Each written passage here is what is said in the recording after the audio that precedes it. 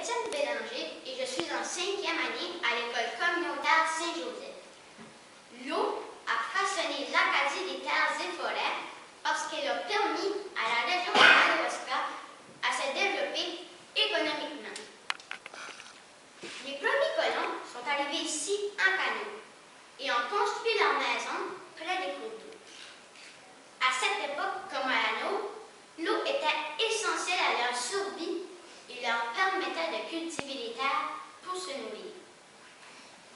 La région de l'Acadie des terres et forêts connut un violent changement dans son histoire lors de l'apparition des premiers chantiers forestiers en 1820. C'est ici que les premiers arbres ont été coupés pour l'industrie navale canadienne et c'est sur la rivière Madawaska que fut organisée la première drave ou feuillage de bois. Beaucoup de gens furent engagés comme bûcherons, draveurs ou ouvriers à l'usine. Les agriculteurs trouvaient aussi leur compte puisqu'ils fournissaient la nourriture au camp de bûcherons. Au cours de ce siècle, plusieurs chantiers et grosses usines virent le jour le long du fleuve Saint-Jean. Par exemple, l'usine Bob Troners dans le haut du Madawaska en 1875.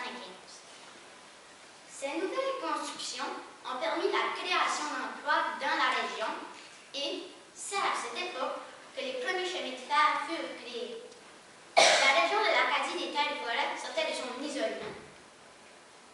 Au début du 20e siècle, les usines de pâte à papier furent leur apparition et remplacèrent tranquillement les usines de boîtillage. En 1917, l'usine Fraser fut la première à s'établir dans notre région. La venue de cette nouvelle usine aida au développement économique en créant des centaines d'emplois. Ce développement apporta de nombreux changements dans la région de l'Acadie des terres et forêts. Il touche 3 niveaux importants, soit le plan démographique, par l'augmentation de la population, le plan géographique, par l'apparition des villages et changement du paysage en raison des coupes de bois, et le plan économique, par la création d'emplois et des investissements locaux. Sans ces cours d'eau,